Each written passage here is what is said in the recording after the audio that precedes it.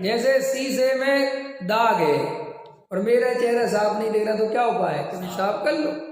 हल में है कि नहीं है? कपड़ा गंदा हो गया, सरफ सोडे में डाल दो भाई, साफ हो जाएगा। तो पर्याय ऐसी कहीं दिखती तो है नहीं कि लो जी ये पकड़ो पर्याय राग देश की और उसको निकाल के शुद्ध करके साफ सुथरी कर दो, ऐसा तो नहीं है। क्या ये बात तो सही है? ऐसा तो नहीं है। फिर कैसा है कि ये पर्याय साफ करने का तरीका है, होती तो है कि क्या तरीका है कि द्रव्य की दृष्टि करो।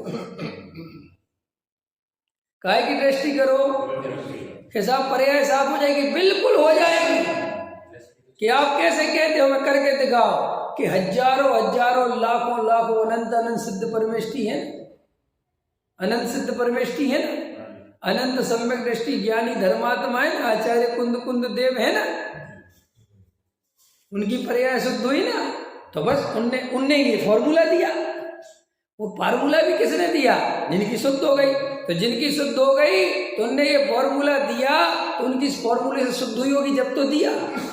अगर इस फॉर्मूले से सिद्ध नहीं हुई होती और क्रियाकांड करने से और घर छोड़ने से और मकान छोड़ने से और मंदिर बनाने से शुद्ध हुई होती तो राजा जी क्या उपदेश देते कि भाई क्रियाकांड करो, तुम अपना जो है बनाओ, अपना मंदिर प्रतिमाएं विराजमान करो, तुम्हारी पर्याय शुद्ध हो जाएगी।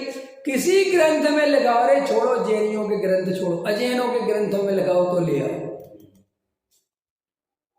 कहीं नहीं लिखा। अरे मुसलमानों की कुरान में भी नहीं लिखा, हिंदुओं की गीता में भी नहीं लिखा, और ईसाइयों की बाइबल में भी नहीं लिखा।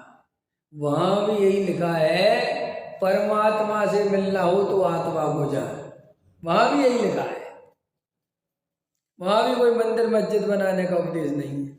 ये मंदिर मस्जिद तो तुम्हारे और हमारे अहंकार बनाते हैं।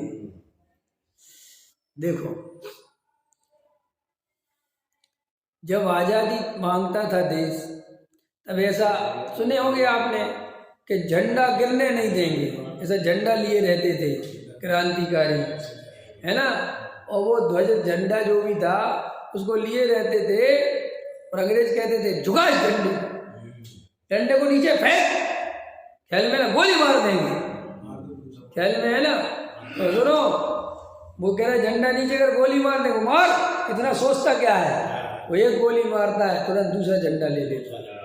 वो कहता है दूसरा तुझे गोली मार देंगे, उसे गोली मार देते हैं। तो कहते हैं गांधी ने ऐसी फौज खड़ी करी कि अंग्रेजों की गोलियां खत्म हो गई लेकिन मरने वाले खत्म नहीं हुए। तो अंग्रेज घबरा गए कि अब खत्म हो गई बात। ख्याल में आया कि नहीं आया? तो अपन इस उदाहरण को कैसे सेट करते हैं? ऐसे हमें जिन शासन का झंडा कैसे सेट करते हैं मुकेश जी इस उदाहरण को? हमें जिन शासन का झंडा गिरने नहीं देना है, करते कि नहीं करते? तुम बड़े खुश होते हो बात सुन, हाँ जिन शासन का झंडा हम तो गिरने नहीं देंगे। कौन सा जिन शासन,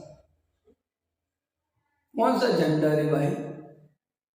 ये सब अहंकार है, ये कोई धर्म के लक्षण नहीं है। ये कौन सा झंडा, कौन सा जिन शासन, कौन सी प्रतिमा? हम प्राण न्यौछावर किसके लिए?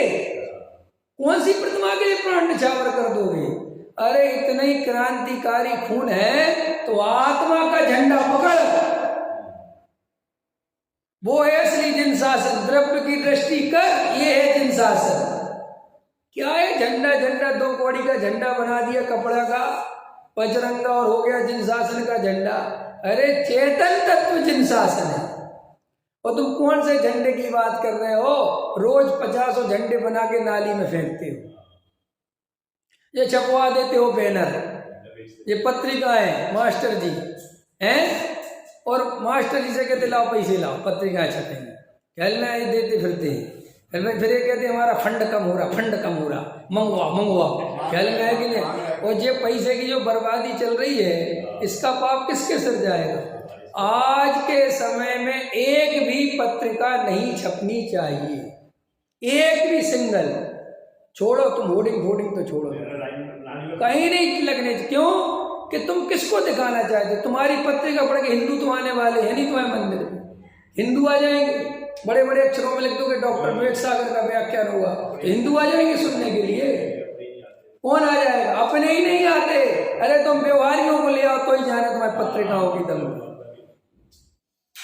फिर अरे ये पत्रिकाएं तो तब की थी, ना व्हाट्सएप था, ना सूचनाएं मिलती थी, ना पता चलता था। तो भाई ये पत्रिका का माध्यम था कि छाप दी, भैया जगह जगह मंदिरों में लगा। आपको तो हमारे अपने सामने की बात है ना। अपन पहले सूचनाएं कैसे प्राप्त करते थे, सही बताओ, कैसे करते थे? अपन मंदिरों में जाते थे और वहाँ कोई नहीं लगा होता था, छोटे से छोटा कागज लगा होता था तो आदमी पढ़ता था। अब आज तो तुम यहाँ होर्डिंग लगा दो उसके मोबाइल में, तो पहले ही आ गई कोई चीज। कौन पढ़ रहा है तुम्हारा? बर्बादी हो रही, नहीं समझ में? और बर्बादी नहीं, अरे तुम्हारे जिन शासन की अप्रभावना हो रही है। तुम जो बड़े जिन शासन वाले बनते, हम तो है नहीं तो हमें तो ज्यादा चिंता है नहीं जिन शासन की, तुम लोगों को ज्यादा चिंता है। हम तो महामिथ्या दृष्टि है, ख्याल में है ना, तुम्हें ज्यादा चिंता है, ये होना चाहिए, ऐसे होना चाहिए। फिर क्या हुआ उस बैनर का? बाद में वो नाली में पड़ा मिला, उस पे पैर निकलते जा रहे, महावीर की फोटो लगा रखी है, आदिनाथ की लगा रखी है। फिर नहीं तुम्हें याद आ रही थी? लगाने तो समय याद थी, तो बटोरने समय नहीं गए, उतारते समय नहीं देखा कि हो गया 8 दिन, अब चलो उतार लाओ। है पकड़ में आ रहा कि नहीं आ रहा? झंडा ऊंचा रहे हमारा। कौन सा झंडा रे भाई? मैं किस बात के लिए बोल रहा हूं? ये जिन शासन नहीं है। आपको द्रव्य क्षेत्र काल भाव का ज्ञान नहीं है तो आप अत्यंत मूर्ख व्यक्ति हो। आपको ये समझ में नहीं आता कि इस चीज की उपयोगिता है कि नहीं, और आप जबरदस्ती मूर्खों जैसे काम करते हो, तो आप समाज का पैसा भी बर्बाद करते हो, समय की भी बर्बादी करते हो, और जिन शासन की प्रभावना नहीं अप्रभावना करते हो। क्योंकि आपने वो पैसा काहे के लिए दिया था? अरे आप मंदिर में 2 रुपए डालते हो ना गुल्लक में, हैं?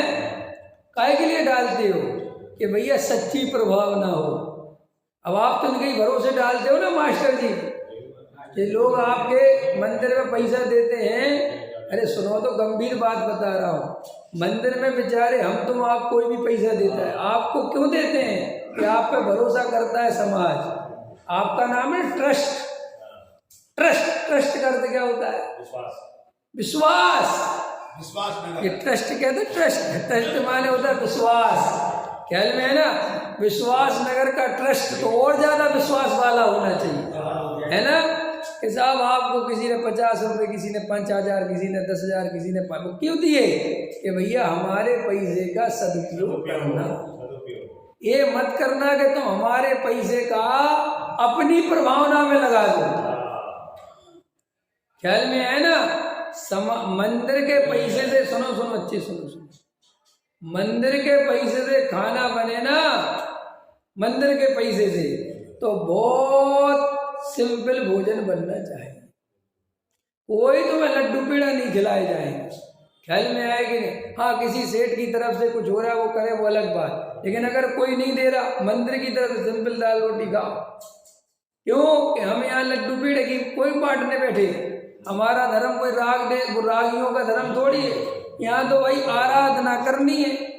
यहाँ तो तुम्हें हमने पूजा भक्ति आराधना करने के लिए तो बुलाया है, कोई लड्डू पेड़ा खिलाने के लिए बुलाया है।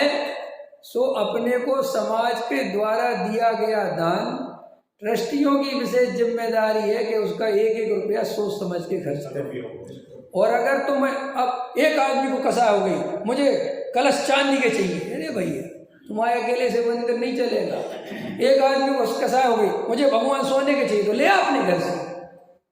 नहीं समझ में आया? मंदिर पे बोझा क्यों डालता है? मुझे कसा हो गई, मुझे अच्छा नहीं लगता मास्टर जी, एजनवाड़ी और बड़ी अलमारी बनवा दो, बनवा दे।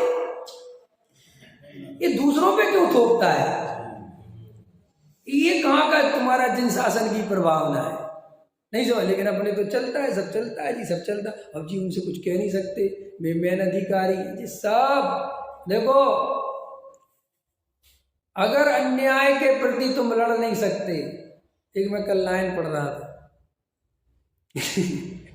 कल मैं ना एक लाइन पढ़ रहा था मैं कल, किसी विदेशी दार्शनिक ने लिखी है कि हे भगवान, मेरी तुझसे एक आरजू है, एक विनय है, एक प्रार्थना है कि मुझे उसी दिन खत्म कर देना जिस दिन मैं सही को सही ना बोल पाऊं, सही ना बोल पाऊं और गलत को गलत ना बोल पाऊं, मुझे उस दिन जीने का अधिकार नहीं है।